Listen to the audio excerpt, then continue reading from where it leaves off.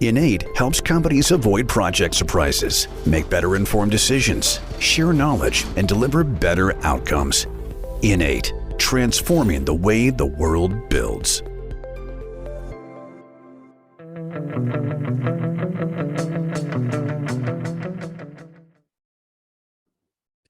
Hello, project people. Welcome back to a brand new episode of the Project Chatter podcast. It's always good to have you with us. And we have a full house today. Mr. Dale Fung, the infamous Mr. Dale Fung, back from the Project Controls Expo. How are you, sir? I'm good, thanks. Why am I infamous? Don't know. Ask Chirag. I don't know. Chirag, he's full of beans, that guy. Martin, how are you, sir? Yeah, good, thanks. And yourself? Very, very good. Obviously, we're watching some very upsetting news in the World Cup, but we won't talk about it here because it's not for this purpose. But let's introduce our guest, Rita Arrigo. How are you? I am good. I'm up early and excited to talk project with you guys, and always to kind of swing it my way. So I'm already excited. Well, we had to get you up pretty early for this, and I'm glad you got a cup of tea. I've got a few cups of coffee. But you know, what I would love to know is how your journey started. Because before we went on the air, we were talking about the 80s and internet back then, you know, or before internet. And I really want to start with the origin story of Rita. How did you get into technology and all this kind of interesting stuff? You know, it's probably very similar to most of you guys. I did engineering, but I chose an engineering computing degree back in the 80s. And, you know, my degree was one of those first degrees that had PCs. So, and I thought that was what I loved about this. What I did at uni was it was about finding the application for technology and engineering challenges. So there was a lot of simulation. There was a lot of ability to kind of, you know, look at all that just in time stuff. And, you know, I remember I found myself as a young girl trying to figure out even how to do the dishes in a more productive way. So that, you know, there was a lot to learn from that experience. And after I graduated from engineering computing, I actually went into PC support for a huge construction company, you know, using those amazing plotters that used to exist that we just don't see anymore, you know, working on those inventory systems and, you know, developing all the technology that, you know, was being used by construction back then. I tell you, one of the biggest technologies that was being used was documents. And I remember the first project I did was move a whole lot of secretaries from WordPerfect into using PCs and WordPerfect. And they were actually more technical than most of the guys, which I found fascinating because they, you know, they had to know how to use a PC and their floppy disks and all that kind of stuff. And so that really led me into the world of technology. So I started to really get involved in what was possible, and I moved into sales and did a lot of work in that space. And then the internet happened, and I was completely fascinated by it. All of a sudden, you didn't need, you know, catalogs and books and documents. You could actually surf the web. and that was such an exciting era, and particularly as well for the evolution of what was happening in business. So I joined a huge telco and called Telstra here, and really got into a lot of the hosting products and, you know, all the e-commerce stuff and, you know, just a general being able to connect your world to the internet, and got more fascinated with the user experience. So I ended up working for web developers. And from that, I got into the world of SharePoint, which, you know, I think you guys know really well. And SharePoint then was so ugly and people used to cry when they talk about it. And because I came from my, you know, web design world, I could actually bring that layer of user experience to SharePoint. And I started to do a lot of work in that space. And through that, I was actually recruited into Microsoft, and that became a very different part of my world. At Microsoft, I was a digital advisor, and what that meant was that I would work with a lot of the Microsoft account team that had traditionally worked with the IT department to kind of expand their vision into this new world of digital transformation, and to think about, you know, what's going on with not just how people are working at work, but, you know, how is everything else working? How does IoT was born, and AI was born, and machine learning was born, and computer vision. And so there was a lot of work doing around envisioning what was possible. And of course, when I was at Microsoft, the most exciting thing happened. You know, mixed reality happened. So I got to kind of really see the new wave of computing in a way that a technology company, in the same way that, you know, I discovered PCs at university, you know, this really happened for me in 2015, and it's still happening for me. But what that means is, when you look at the world from an immersive 3D spatial world, which is where a lot of our projects live, the world doesn't look as flat anymore, and there's a lot more that can be achieved, and that's really got me going in the past few years. Well, and it How's sounds that like story? that was fantastic. I mean, you wrap that in such a way. You've done that before, obviously. But the I guess the cascading and the speed in which technology is ramping up. I mean, do you notice this happening from your perspective, given that you started kind of when it started in the internet boom and the dot-com bubble, and now we're at a position where we are integrating not just our own kind of reality, but the virtuals and the augmented realities of different types of information. Has that been a huge leap? And what do you see from that perspective? I actually don't think it moves fast enough personally, but you know, I'm still looking at a screen. I was looking at a screen back in 1989, you know, so you know, but I do think the areas that are moving the fastest are probably this whole AI and machine learning and the spatial computing. And because all of a sudden we have these processing power, and, you know, we haven't even scratched the surface with quantum yet. And, you know, some of those things are really happening. So, but then I look at what happens in infrastructure, and, you know, there's still people out there with bits of paper on construction sites, and you know, there's still so much non-digital activity, and there's still so much disparate behavior with data, and it doesn't, you know, so I think there's a lot of transformation that still needs to happen, and also a bit of, you know, and I think one of the things that I've really learned at Microsoft was the value of the business case, and it's those business cases that we really need to, if we want to advance what we're doing, that we can really show the benefits of being able to, you know, reduce accidents and increase productivity, and, you know, really put a shot in the arm basically for the infrastructure world. Yeah, no, I agree with you as well. I think the adoption rate in particular, I think Australia's setting, you know, sometimes it isn't moving as fast as we'd like it to, because a lot of the technology has been around for some time. What do you find the biggest resistance to adopting technology or that kind of advancement in let's say projects and infrastructure is? I think it's the guys in the shorts and the socks. The guys on the ground? Yeah. No, Another toolbox talks. Yeah, I really do think there's not enough disruption in engineering. Like, you know, when I did, and I don't know if it is a lack of diversity or you know, just the ability to have a different opinion and have that respected. It's actually still a challenge. Like, and I know from studying engineering myself, there was 3% women, and it's still a very male-dominated environment. So I do think that is actually one of the big challenges, because you don't have the ability to question what you're doing all the time, like where you have a lot more diversity. And I don't know if you've experienced that in your work, Val. I know in your work you work with lots of very diverse people, but the ideas are so different than when you have a monoculture.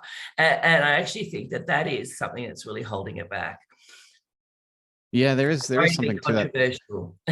No, I think there's something to, like, I mean, I think you think about it, engineering is meant to be kind of peak learning in terms of understanding how things work. It's a specific skill set, and yet, when it comes to the advancements of technology, it seems to be that it's not part of the curriculum, or it's, when you get your engineering degree, I guess you get your engineering degree and that's it. And a lot of people, that's it, that they kind of move into the workforce and there's no kind of continuous improvement, there's no kind of continuous learning, yet we kind of get left behind then, and then you're stuck in the past. And one of the things I think we are struggling with is pace.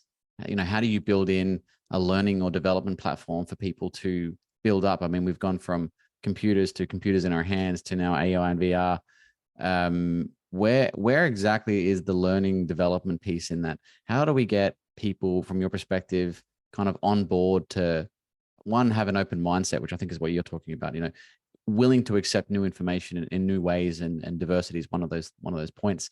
But how do you then take it to, right, we want to level up everybody? How do we get to that space? How do we get to that plateau? Well, I know in my technology world, whenever I've needed to learn something new, and I'm a hands-on learner, and I think a lot of engineers really are as well. They're like, don't give me a whole lot of text and a book, and I'm going to go to sleep. It's boring. But like, I want to like touch this stuff, and I want to have a go at it, and I want to learn at it. So, I've always been a big believer in this whole ability to, just roll your sleeves up and do a hackathon and get involved. So the first time I wanted to learn about IoT, I went to a 5-day hackathon. I was just like, what even is a 5-day hackathon? But it was just basically 5 days of like learning how it all works. And I took a set of graduates with me, and it was mind blowing because a lot of them had just come from uni and didn't have a lot of those practical skills of like, how do I build a website, or how do I tell a story, or how do I think about, how to implement this new technology into a challenge? And that kind of stuff really awakened their thinking away from that theoretical place where you kind of are when you're doing engineering. And so I really believe in that kind of ability to go and do a hackathon and learn new things. And it was really interesting, Engineers in Australia had their first hackathon this year. Isn't that amazing? Wow. It's 2022 and they had their first hackathon. So it's not a culture that exists in that space, but it does in the technology world, where everything moves so fast and you've got to pick it up, and you've got to kind of get into it. So I find that is a really great culture disruptor, because you kind of take a lot of your time out, and you kind of think about a challenge, and you like put all your energy into it, and you're not checking your email on the side and doing all that kind of different stuff, which I think you traditionally do. That is absolutely amazing, Rita. Sorry to jump in there. I was saying that is absolutely amazing. I love your passion and your energy. I don't know. Oh, we're losing him. Is it just me? He looks very, very calm. A little bit too calm. We'll leave him where he is. But I think he had a good question, Val. He probably did. He generally does when he's connected. But live. It's something really, really good. Welcome back, Dale. Are you there? Am I back with you? Martin, tell me the truth. What's happening with him? I'm not quite sure what's happening. If we talk about what's happening in the AI space in Australia versus maybe some of the other parts in the world, are there countries that are kind of doing it well in their infrastructure projects? Are there somewhere it's about to really kick off? What's your experience of? It's always the Nordics. Oh, really? Okay. Well, so there's a lot of different areas. Okay, so I started working in that whole smart building space, where it was all about, how do you make the building more energy efficient? That's been a really big driver. So there's been a lot of AI thinking in that space. How do you do predictive maintenance? How do you identify, how to reduce the energy usage in buildings? But I think it's now evolved into, looking at different ways. And the digital twin has had a massive impact in that space, like being able to create that ability to, so one of the first projects I did in AI was actually in rail, where they were like, hang on a sec, we don't want the trains to just break down. We actually want the ability to be able to predict that. And so by having a digital twin, you were able to, be able to more deeply understand that and be able to predict your maintenance schedules and those kind of stuff. So that's been a really, that's been something that's quite mature and a lot of people are starting to do. But I think the other areas, like the use of computer vision, the use of digital reality capture to bring in photography and point clouds and those kind of stuff, that stuff is kind of evolving. So I'll give you an example. And this is a kind of an interesting example. It's probably more of a civil engineering one. So, inspection is a really big part of engineering once something is built, right? And like, how do we do it today? We go and take photos and we kind of analyze it and we go back and we do a PDF report, right? So, but imagine if you had the ability to add an IoT device that might have a camera, it might have a sensor, it might have an audio, and that actual device you're inspecting or that particular thing you were looking at, you would have real-time data about it. And so you could actually not actually have to go and inspect it as often because you'd have a digital twin view of what was going on with that particular object or device. And there you could actually manage that in a very different way than what we do today with our infrastructure. So I see a world of connected infrastructure that can make a really big difference to the way we not only construct, but also manage that environment. So there's a bit of work like that happening in rail. There's a lot of work happening in Australia in smart buildings. There's also a lot of work happening at the moment around, understanding autonomous systems, because that's quite big for us. So, being able to have not just autonomous systems on the road, but also in the sea and in the air. So these are some of the areas that Australia is investing quite heavily. What other areas? I think in that data management area that you were talking about, Dale, there's a lot of data about the way infrastructure is being used, but also the way connecting that to the way it's being operated. So I remember walking into a rail organization, one of our big metro trains, and looking on the walls when I was at Microsoft, and they had a lot of printed out documentation, and they would calculate their timetables using a ruler. And so a lot of that digitization of the rail is finally happening.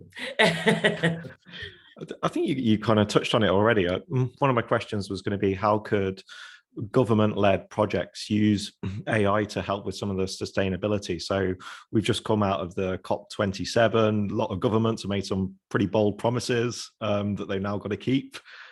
How could AI help with them meet some of the sustainability goals? You kind of mentioned maintenance already. Are there any other ways? Yeah, there's a lot. Like I was actually looking at, and the UK is really good at that, because it's the decision making that can make the really big difference. So the area where digital twin and AI can really deliver on sustainability goals is around the mobility side of things. Like really decarbonizing what we're doing on the roads, as well as the environment. So being able to more deeply understand what the energy that you're using and those kind of things in our grids. So I've been doing a lot of work in our grids, and so really decarbonizing what's going on in that space. And one of the projects I did was around a digital twin for a transmission system. And traditionally, a lot of those things are really difficult to do, because you need to have weather stations and no one knows how to manage them, and they're so expensive and blah blah blah. And like looking at using things like microclimates and satellite data, and being able to build these models that can predict the weather at any time, adding wind and all that kind of stuff, and then be able to attach that to a physics model. So some really smart stuff happening in the grid. And then there's also not just the grid, but all the stuff in facilities and smart cities, and how we can really start to enable sustainability in our buildings and our infrastructure. So that's, I think they're really big areas, and it's really exciting to have that as a catalyst, because that's going to really drive our need to be able to bring AI in to really more deeply understand our energy usage across this. Oh, a lot going on there. So not still to do. Just one more. You've mentioned digital twin a couple of times. For the uninitiated or those who didn't listen to Mathilde's episode, what is a digital twin? So, such a great question, because it means a lot to different people. So, the geospatial people in us think a digital twin is like the ability to visualize the world in 3D and be able to then add sensors to that world. So, I've seen an example of the digital twin Victoria, and I know that you guys have the same probably stuff happening in the UK, where you can kind of use that digital twin to be able to find a car park, because the sensors have car parks on them, or to be able to identify, dolphins in the ocean, or to be able to improve the way you do your town planning, because you can actually see what's going on with future projects, etc. But for me, the real digital twin is something that can connect the past and predict the future. So it actually is like, so we used to talk about having a system of truth, but this is more of a system of reality. And so as cloud computing, AOT, AI at the edge, a lot of these kind of technologies become more commonplace, the ability to have a system of reality in our infrastructure is quite real, so that you can actually start to know exactly what's going on in your infrastructure at any one time, and not just connecting the objects, but also understanding people within that context. So a lot of work that I've done in smart buildings has been about, if there's no people in this space, do we still need to have, the air conditioning and the lights on? And that's actually been a really big part of sustainability, because they didn't know how to switch the lights off on and, reduce the power when there was no people around. And also, the utilization of our assets and those kind of things. So bringing people into the fold is pretty exciting. There's this amazing story of a furniture company that wanted to put sensors in the chairs and the tables, and everyone was just like, that's just ridiculous. But now they're doing it, and the company's called Steelcase, and they actually have, like, if you buy their furniture with sensors in it, you get a dashboard that shows you which desks are being used more often, and which meeting rooms are more successful, and they can actually start to rejig their offices, so that there's the 4 people's room is the one that's always being used, but they have 6-8 people rooms, so they can start to really use their space better. And it's these kind of ability to visualize what's going on, that's making decisions, that's then going to help us to actually use our infrastructure better. That's interesting, because I think with I heard a story, and it was only recently as well, around Walt Disney and Disneyland when they first developed it, and they were looking at putting paths in, and they said, well, let's not put paths in until we know where everyone's going to be walking. So they kind of had open grasslands and parklands, and people were just making paths as they usually do. The shortest way is usually the route that people walk, and then they built paths around that. And it's kind of the analog antidote to what you're talking about in terms of, counters and realizing what people are doing from a behavioral perspective, and then reconfiguring based on what the data says, to make it a more pleasant experience, and probably more efficient in terms of how we respond to the environment, how we respond to each other. We had someone on just this week around placemaking and the aesthetics of bike paths and bike culture and bikeonomics in dense cities, because people want to have an environment in which they can thrive in. And I think digital twin, as you said, is a way to look at the past, but then apply it to the future in ways that benefit humanity. And obviously we have a very real mantra around COP27 and COP26, and the ambitions aren't being met. So we need to come up with new ways how we can utilize technology. And that's why I think what you're talking about is really, really exciting. So this is where I think that the challenge comes back to the previous question around, are we going to leave anyone behind in terms of moving to this new industry? I think one of the biggest concerns I've heard, at least in the market, is well, I'm going to be made redundant, and there's no job for me in the future. And we know this we know that the job market will change. For example, I think I was with Dale and Val when we, Martin, when we talked about having data scientists on projects, right? And this was in the UK, and this was a very new thing, like 5-6 years ago. And now it's a common theme to have data scientists embedded in projects. It makes sense. It's like a no-brainer. What do the roles of the future look like, Rita, in terms of where do you see the guys from now transitioning to, and how do we help them get there?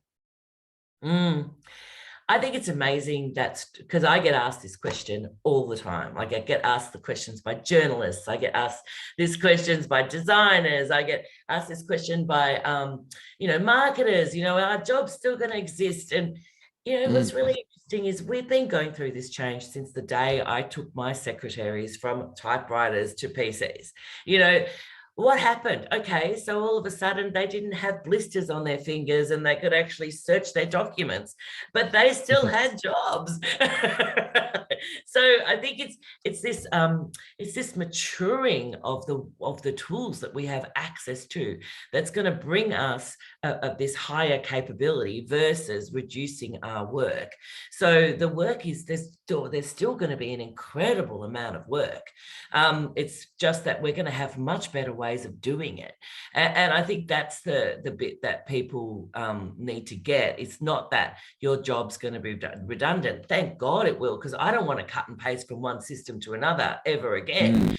I don't actually ever want to do my expenses ever again. Like, why am I doing expenses? Like, a lot of these kind of things that you kind of look at and you think, why does this even exist? And it was like this kind of, scenario that was created because we had no other way of doing it. And so imagine removing some of that really tedious, boring work, the dull, dangerous,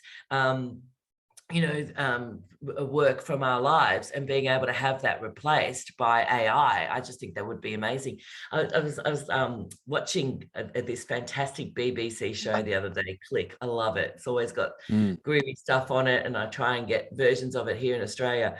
And they had Spot, Spot the robot, walking around Pompeii because he was doing inspections. And I thought, isn't that amazing? So it's like 2 o'clock in the morning. You don't have the whole place fitted out with cameras because it's an archaeological site, right? Yeah. But you've got the ability to bring a robot in and to do inspections of what's going on. And that would normally be a person that could be like making pizza or something more exciting than that. So I think there's a real kind of ability to kind of have to shift our mindset into the fact that some of the menial tasks that we do today we actually don't want to do in the future, and how can we take them away and make that more exciting for us, and really advance what we're doing. And I think we need to do that, because otherwise how are we going to change all the amount of energy that we use in our buildings without using some kind of supercomputer to try and help us figure that out? And also those elements that are really changing the city. I think computer vision is one of them that's quite significant. And I think we've been very scared of adopting it because of all the surveillance and, challenges around that. And, and I think it's this ability to bring in, and this is probably where we need engineers to kind of really awaken this side of things, to bring that responsible AI in, to bring that ability to say, okay, that surveillance camera, it's not going to decide that you're good and they're bad. It's actually going to help our infrastructure to work better.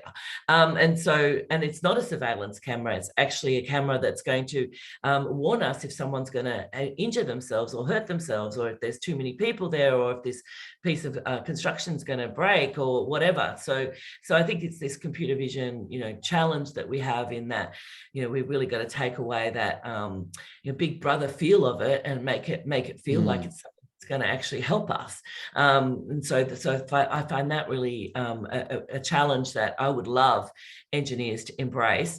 And the other one is, really bringing this modeling world into life. And, as engineers, we're always modelers. Like the first thing I did was I had this like really strange model happening on my PC of a factory with like little objects moving along a production line. And we want to model our world, and then we want to be able to bring that kind of flexibility and understanding to that. And so if we're able to do a lot more modeling and bring those options to life, and I think that would be something that I actually do see engineers as the ones that can change the environment for better. So is that a long-winded answer to a very simple question? How are we going to lose our jobs? No, I don't think it's a simple answer either, but you're right. I mean, we will adapt. I mean, I think there's an underestimation of how well humans can adapt. We just like to complain when we have to change. You know, it's part of our nature. Yeah, maybe you're right. It's like, oh, do I have to install that new operating system? Oh, that UI's changed. Oh no. Whereas I don't know, I have a more positive attitude. It's like, wow, it's changed. Excellent. Oh, I love the energy, and hopefully I'm back with you now, Rita, and you can hear me. I think I'm going to change my internet provider, but there we are. I was saying earlier, I don't know what you've got in your tea, but the passion and the energy is amazing at your time of the morning. So yeah, thanks for bringing that to this episode. And you may have covered this a little bit, but I want to bring it back and ask: are we on the path to self-destruction with AI? Are we going to end up in the Matrix? No, I don't think so. No? I don't think so. Not if the right people are involved. I think if we, I actually experienced it a little, in the digital era where you'd go into a CEO's office and they'd go, you'd talk about digital transformation and they go, oh, I don't know. Let me just get the technical geek guy and he'll talk to you about it. And, and that CEO has now become extinct, because if you don't understand what's happening in your organization digitally, then you're not able to steer that organization. I think it's the same with AI. Like, we have to have a bit of an awakening, because if we don't know what's going on, and if we don't understand, and we can't spell responsible AI, and we don't have a responsible AI ethics association in our business, and we're not thinking about that, then there is that possibility. But I think as mankind, we're always into doing the right thing, and so I think that will be one of those things, but we do need to manage that. Yeah, no, it's interesting to get your views on the space in the space, because you've obviously been in it for a while, so you've got a good view of the trajectory and the art of the possible and what we need to do, as you say, to manage and control it. So that's great as well. And just sort of also rewinding a little bit back when I was listening to you around, sort of tracking everything. I was actually chatting to a friend in the environmental agency here in the UK, and he was saying, well, if we're building structures, I don't have the the setup today and the systems today, but let me put sensors in now, and in the future they're connected and they're already there. They're in the concrete. They're testing out any stresses. They're testing out anything for cracks or maintenance, or if it's underwater, any funny growth or anything like that. And then at least let's future-proof our construction today. I think that's what you're alluding to earlier as well, but I thought that was interesting to bring in. But it is interesting though, but people panic when you make statements like that, because I think a lot of people particularly buildings, have done that, and they've ended up with a whole lot of data they don't know what to do with. So you do need to understand your scenarios first as well. And that's when it comes back to the business case, because if you're just collecting the data for the sake of it, it becomes very expensive and people don't know what to do with these huge amounts of data. So I think knowing your scenarios up early is really important, because otherwise you end up with the sea of data that you don't know what to do with. But yeah, and it's really interesting. There's been this real evolution in sensors to the ability to build microclimates and be able to use other techniques to predict. So sometimes sensors aren't always the answer as well. Sorry to argue with you so early in the morning. No, not at all. We encourage discourse and debate in the podcast. Yeah. And it's not my argument to have. I was just telling you a story that someone else told me. That's my cop-out. Great. Look, if I dumb it down for at least my brain and maybe one or two other listeners that sort of are new to this topic, can you give us some definitions around what is AI exactly? Because that is a broad topic. It means lots of things to lots of different people. What is VR? What is AR? What is mixed reality? Because we throw all of these acronyms around and we pretend people do know it, But what is it really? Yeah, so, AI was born from this ability to try and replicate the human brain. That was actually the vision of AI when people started working on it. And I see it in like 3 different categories at the moment. So, the first one is around, the ability to have AI and be able to replicate the human brain. And that's some of those things that you'll see as examples, and we've had a lot of advancement in that whole natural language programming, understanding language. And so now we have bots that manage whole customer service environments, taking 12 million calls a day and not having to be on hold to get your answer. And telcos have been really big at adopting that, and that kind of ability to not just do OCR on documents, but actually understand them and then respond, is been a really big source of AI. The next one is machine learning, and that's when you started to do things like be able to look at images and identify them. And so computer vision has been a really big movement in that, and the ability to then be able to visualize that data as well. And then the final one is deep learning, and that's probably where a lot of the work's happening at the moment.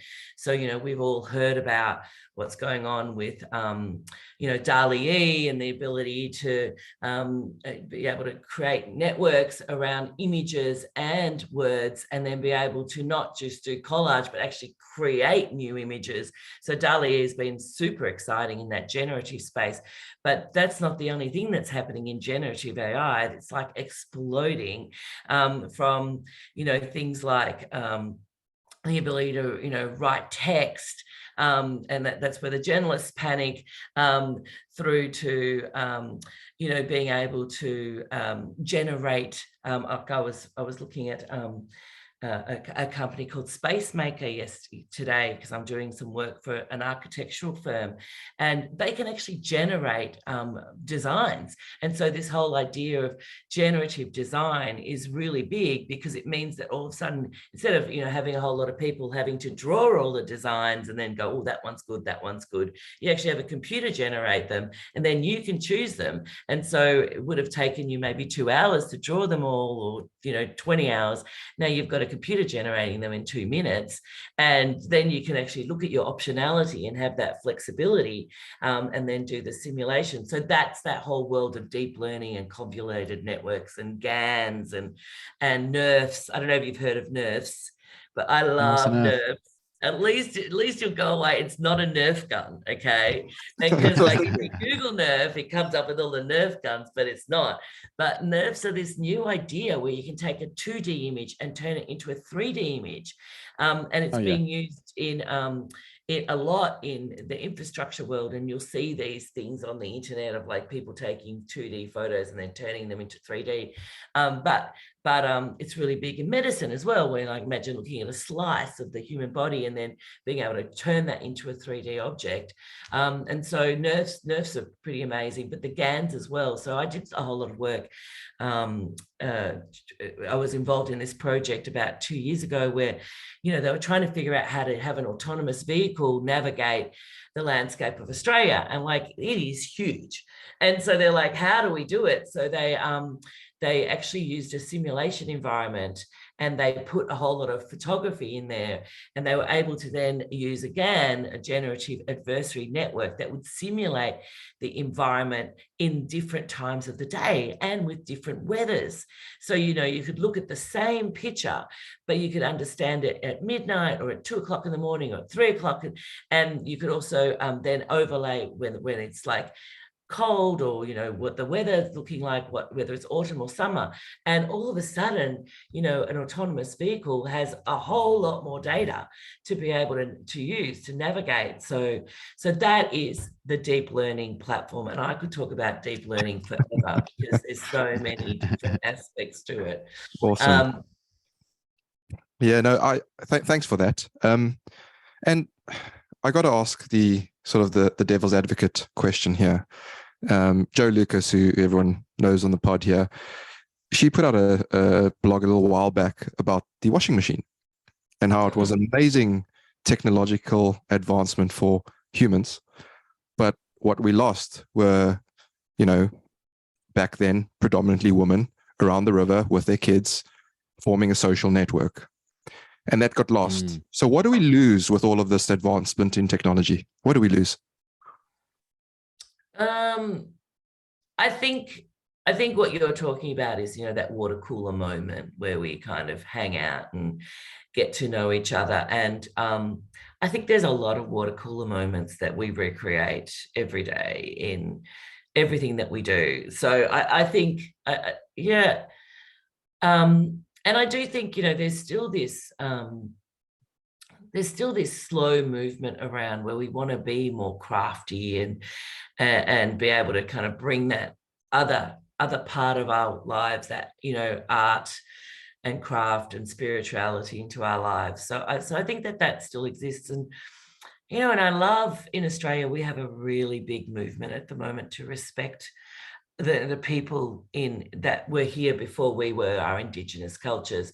And I think they're bringing a lot of that kind of ability to kind of reconnect with nature back to us, reconnect with our land, and bring a lot of that thinking that you're talking about, bring back that ability to still be human. But I do think that is not going to be lost because of technology. And I still think women sit around and talk even though they're not washing by the river. And I still think we talk to our children, but if we can get them off TikTok. But I think that there is definitely something that we need to strive for to keep that humanity still going. So paint us a picture then. We're in the future. We've got everything sort of autonomous, AI, it's all operating. We've got little robot ants that are building our structures for us, all pre-programmed. They know what to do. What are humans doing? We're working on the higher things in life. Lovely. Yeah, we're working on the philosophy. We're trying to, understand. There's a lot of things we don't know about. Like, we don't know if there's a higher being, and it was really, really interesting. We're discovering new ways to get to know each other. I have someone that I really respect in the AI world, Dr. Katrina Wallace, and she's doing a lot of work in the responsible metaverse, and she's written a book about the responsible metaverse, and trying to imagine this world where we're living in this 3D world, and where she gets, I was reading an article the other day, and in the Financial Review, and it was all about all these amazing people and where they get their inspiration from, where they get their energy from. One lady was like, I go for a walk. Someone else was like, I bake. And she was like, I take psychedelics where it's legal to take psychedelics.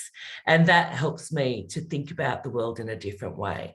And I thought, isn't that fascinating? Like, there's this reawakening of being able to go into our minds and think about our minds and think about the stuff that we don't know about yet.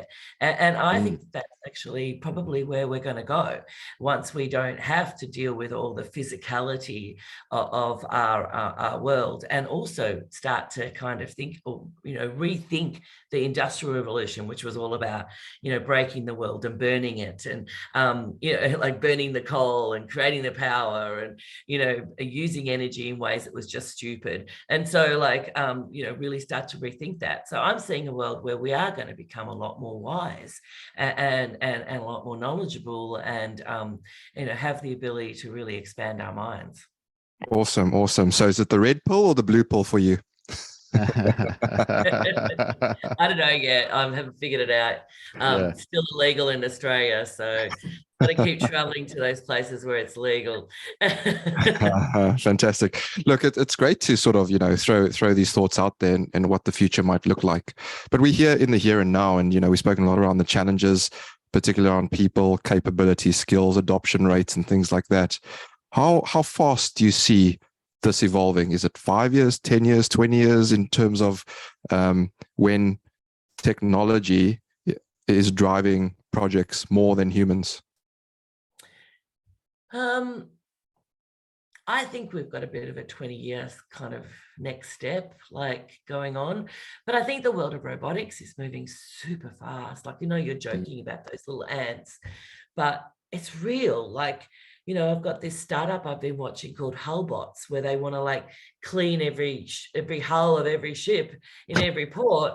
And like they have these like these little robots that go and clean the hulls. I'm like, isn't that amazing? Like, you don't have to like manually do that anymore. And, I went to this autonomous vessel forum a couple of weeks ago, and I was in Queensland, and they had like this reef, and they had all these autonomous vessels in the sea, and I was like, wow, they could clean up the sea, and different types, and the vertiports, and the different ways we're going to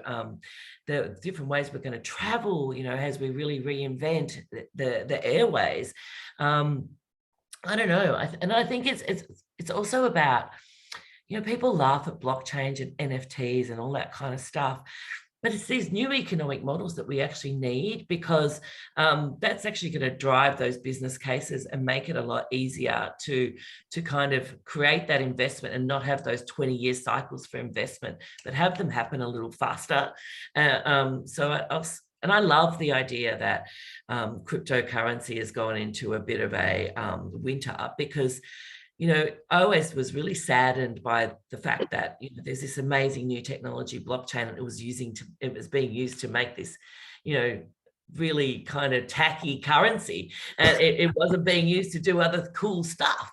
And so I think it's exciting to kind of see the blimps, see the mistakes, and see those new ideas evolve that could potentially use the technology in better ways. So yeah, I'm seeing another 20 years. And then we do have quantum. And so I like to describe quantum as like, at the moment, computers are like driving a car, whereas a quantum computer is like flying in the air. So, there's going to be massive new things that we're going to be able to do in that space, and that even it's going to be really hard to understand as well. So I'm glad these podcasts exist, because there's going to be a lot of discussion about them. Well, I think even quantum, this literally came out, I don't know, a couple of months ago, Rita. There was a expression of interest with Transport for New South Wales for those that are interested in quantum computing. And so the requirements are pretty broad, as you would expect, right? Because we're talking about technology that particularly for construction that is not here yet. And then the question is, what are the benefits? This idea. It's kind of like when you can't afford truffles, you get truffle infused. Well, they have like quantum inspired AI, which is like quantum ready. Of quantum. So I saw a project that was done at Microsoft, which was quantum inspired, around looking at traffic and trying to simulate the traffic, and then be able to take that understanding and reduce some of the traffic challenges that they were having in Seattle. So so it's definitely, there's people thinking about it, and there's a lot of quantum inspired thinking going on. Well, I think that would be, just being a geek before Martin jumps in, is that this thing around quantum time crystals, which was a freaky kind of conversation, or at least an article that I think Google released it, talking about time crystals. Have you heard about that? Not me. So it was something I've heard about.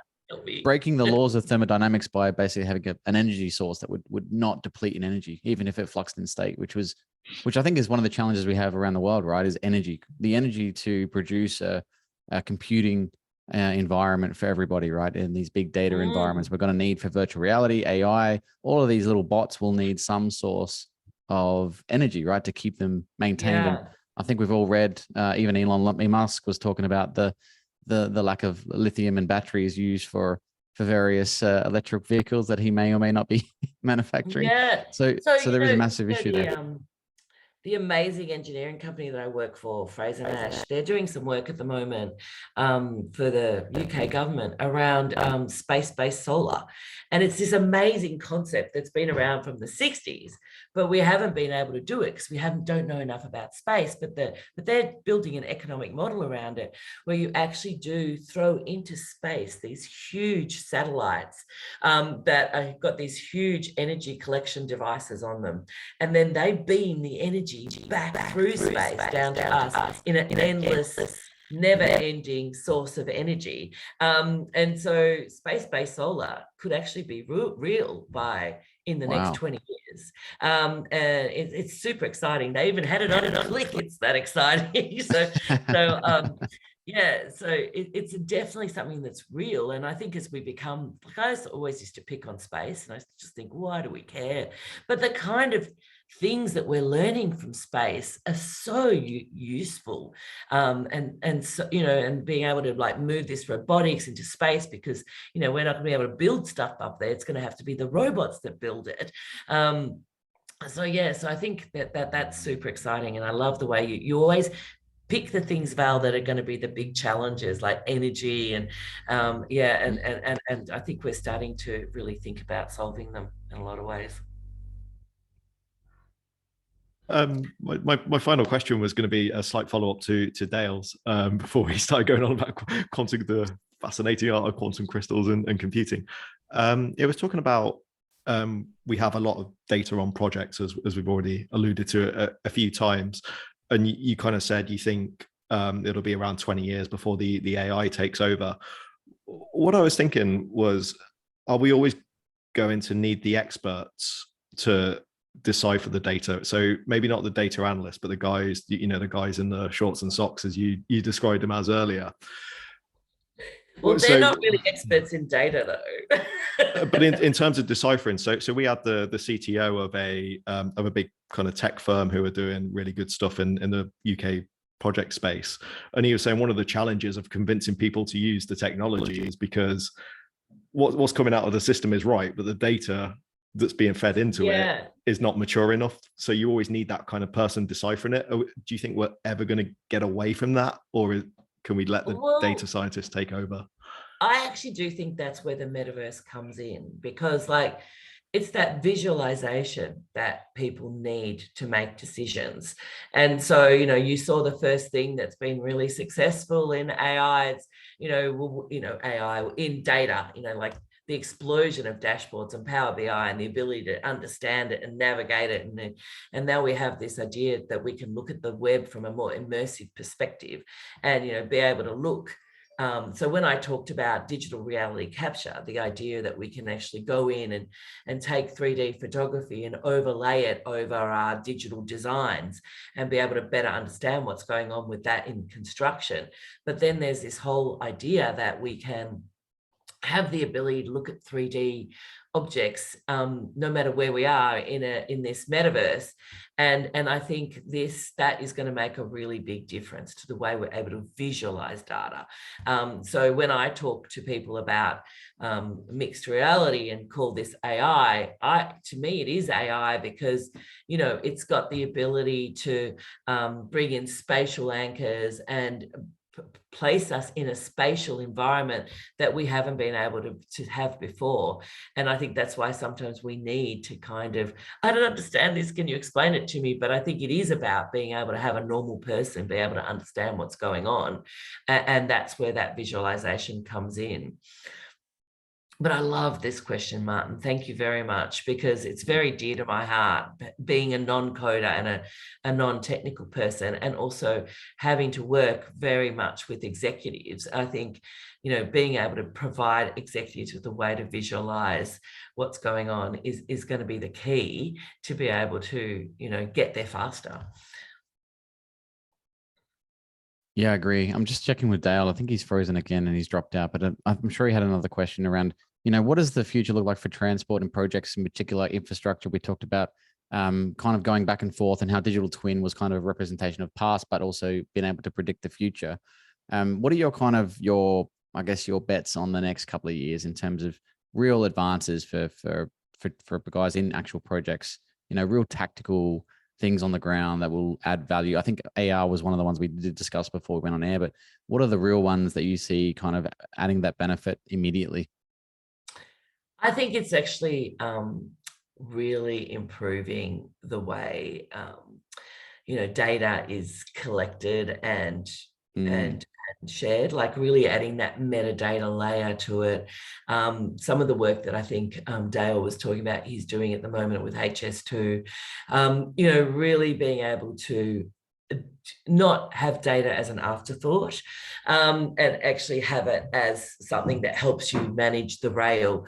And I think the emergence of these modeling and simulation techniques that we're seeing emerge as part of, the whole model-based systems engineering is actually one of those super exciting areas for me, because it means that it can transform a whole industry from paper to this whole 3D modeling world, where we're looking at models versus looking at, flat 2D designs, and really reduce some of the challenges we have in construction, but also start to make that infrastructure almost more agile, because you're able to understand it better and be able to design it in a way that's a bit more in touch with its use, so that, you're actually able to not just, the rail takes 20 years to build, but by the time it's built, your needs has changed so much.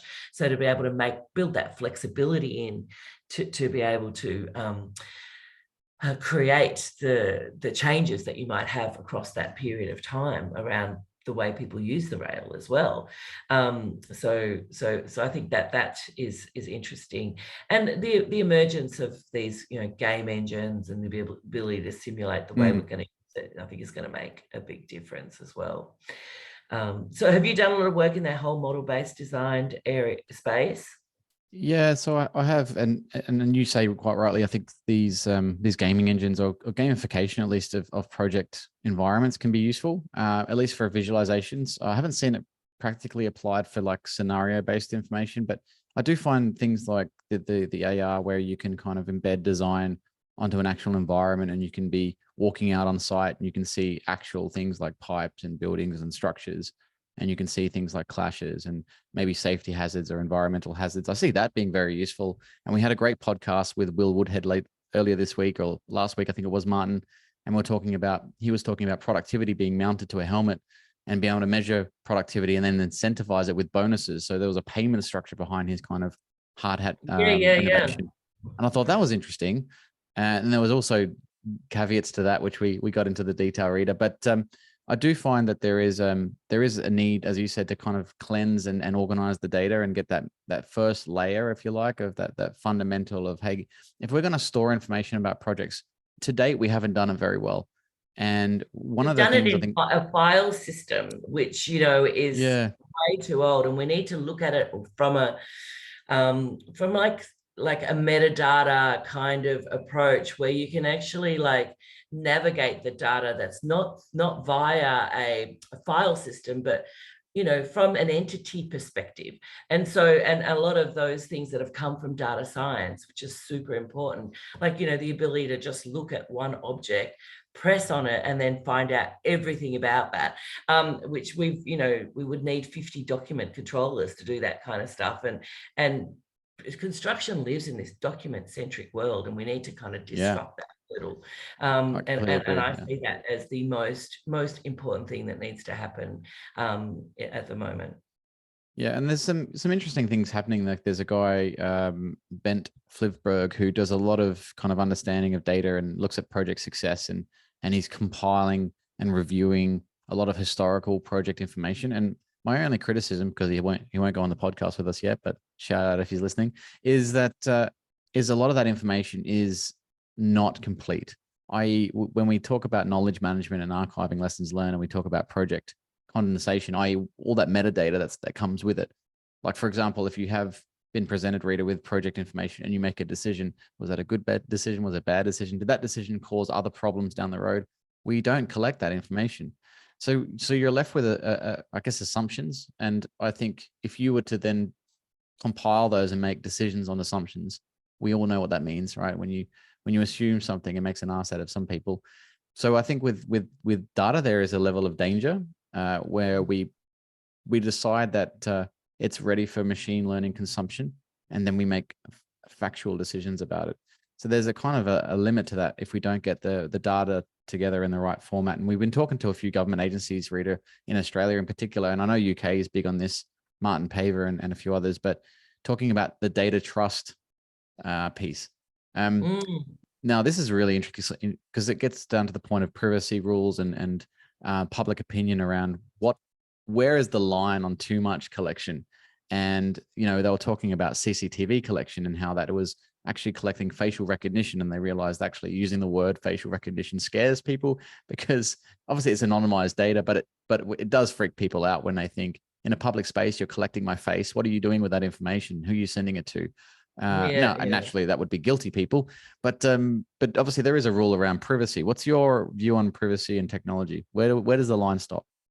I do think that there's an evolution in the whole world of data, which is more around this federated data. Like it's not, and you'll see that even in the ways that we've started to see these cyber attacks. So when you're collecting data, you don't need to collect the facial data. You just need to collect like how many people were there, and who was in a wheelchair or who was in a, you know, like this, that kind of, you don't. And so I think this idea of collecting all the data has been a little, and I know I jumped on Dale when he talked about that. It's about just collecting what you need, and I think that is super important because and then the ability to federate. So I worked on this transport project where they'd had a hackathon and they'd given out a whole lot of transport data, and someone kind of rehydrated it and were with Twitter, and they were able to follow people around because it had like one connector that allowed them to kind of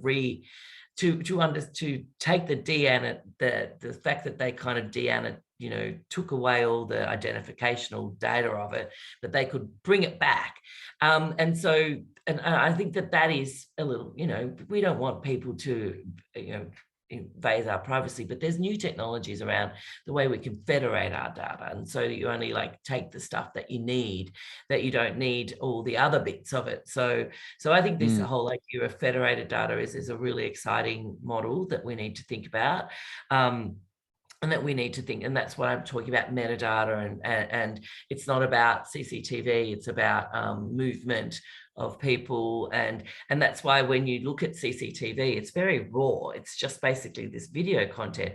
But imagine if it was pre-processed and you were actually just sharing, you know, the pre-processed stuff, you know, the post-processed stuff, not the actual raw data.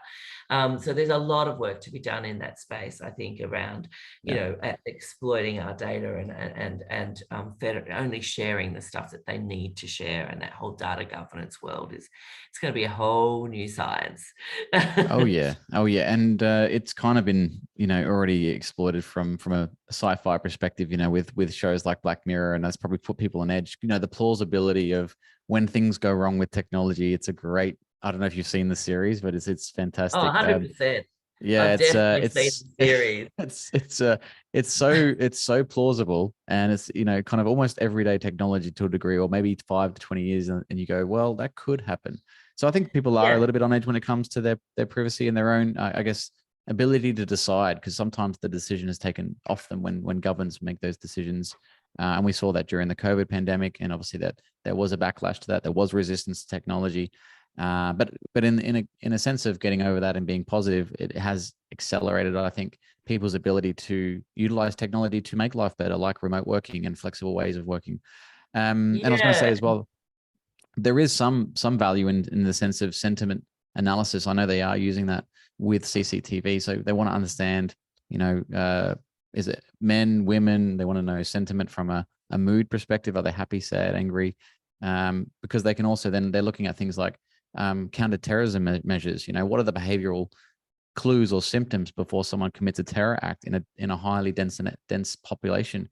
Things like, you know, horrible things that running people over, which has happened in London a few times, stabbings, you know, bombs. It's so there's almost another element of safety that comes with some submission of privacy or privacy rights in that space. But I think you're right. And you know, I've actually seen some of these experiments at Microsoft Research. They had this amazing structure that was in the middle of the building, and they had cameras in all of the cafeterias that would identify your emotion. And depending on the emotion, this sculpture would glow a particular color of like, and I thought that was fascinating. But we could get all that data from CCTV.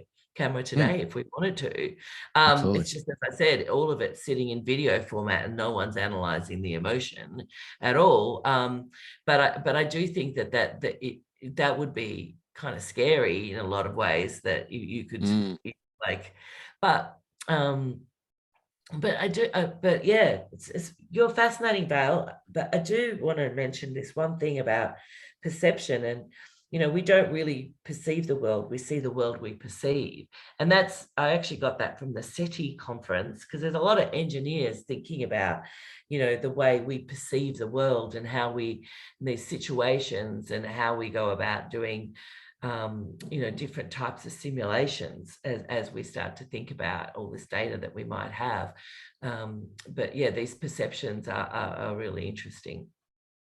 Yeah, absolutely. And I think we're going to have to do a round 2, Rita, for going into the unknown worlds, the meta worlds. But there is, I think that the starting small, thinking big concept really works for this. I was at a conference last week about smart cities, and they were looking at potholes and bitumen roads, and they're applying sensors to trucks, like garbage trucks. And based on the suspension movement, they could suggest that there was maybe some potholes that needed repairing, back to your point around having a digital twin, or at least in a digital environment. And then they could go out and actually do scans with LiDAR or whatever, scan TV on trucks, and see where these potholes are. So they've created a kind of a workbank of tasks for council workers to go out there and fix the holes and know exactly where they are, without rather putting than any having to extra effort search type stuff. Exactly. I think, and I think that stuff is amazing. Like, I'm doing this inspection thing at the moment, where it's like, rather than having to not know where to go, you can actually go to the hotspots and actually fix them first type stuff. So yes, there's a lot of stuff you can do with digital reality capture, and then being able to more deeply understand our infrastructure. It's been a fun morning, gentlemen. Thank you very much. At all. We'll hand you back over to Martin for a quick 5-question pop quiz, and then we are done, Rita. Okay. I'm scared, Martin. Bring it on. Oh, he's on mute. Number one, what a classic. rookie mistake. Number 1, what's your one piece of advice for people new to the engineering profession? Ooh. I would say new to engineering, I would say it's probably one of the most exciting things you're ever going to do, and just go on that roller coaster and keep learning. So the lifelong learning revolution is real, and go to meetups and go to hackathons and just keep your brain learning about the new stuff. Great advice. What's the biggest misconception about AI? That it's going to take over the world and take over our jobs, and we're not going to have any control. It's definitely invented by mankind, and it's I think it's definitely one of the biggest misconceptions, that it's evil. Are good leaders born or made? I think made. Interesting. We need to collect the data on this from all the previous guests. Number 4, what would be your book recommendation to our listeners? All right, I've got some books here. Are you ready? So this is Checkmate, Humanity. The How and Why of Responsible AI, written by Dr. Katrina Wallace, who I talked about previously. This is another female writer, The Atlas of AI, that talks about, the past and the future of AI, and tries to map it in terms of, how it's going to change our lives. So that's by Kate Crawford, who's actually an Australian that has worked for Microsoft Research as well. So 2 amazing female authors for you. Brilliant. Be sure to get them in the show notes. And finally, if you had your time again, would you go straight into digital engineering or something completely different? If I had my time again, oh my God. I loved my engineering degree. I think it really opened up my world, but I would go and do something a bit more arty, crafty first before I do all the hard stuff. Interesting. Open my world to creativity, because I think that's one of the areas that really needs to be awakened. Wow, amazing. Rita Arrigo, thank you so much for spending the best part of an hour with us. It's been amazing. Again, I loved your passion and your energy that you brought to this episode. But before we let you go, any final thoughts you want to leave our listeners with? Let's make infrastructure smart. Let's get into it. Let's think about every time we look at something. Let's think about how could I do that better, and what kind of AI or computer vision or natural language processing or GAN can I apply to that? So be curious. I think it's really important to think about being smarter. I love the be curious bit. And if you don't know how, get in touch with Rita. That's right. I'm on LinkedIn, I'm on TikTok, I'm on Instagram. Just make friends with me. Absolutely. Val, any final thoughts? No, only regretting that I started talking about time crystals and that I don't know what I'm talking about. So for anyone who does go tell me off, please do. And we would love to continue the discussion. So reach out to all of us. We would love to hear more. Yeah, I think I broke up when you were speaking about time crystals. So thank goodness for that. Awesome, folks. So there you have it. That is all we have time for in this episode. But remember, before you go, please do help us pay it forward by sharing a link to this episode on your favorite social media. Once again, a massive thank you to our guest today, Rita Arrigo. And thank you all for listening. Till next time, we say stay safe, be disruptive, and have fun doing it. From me, Val, and Martin, it's bye for now.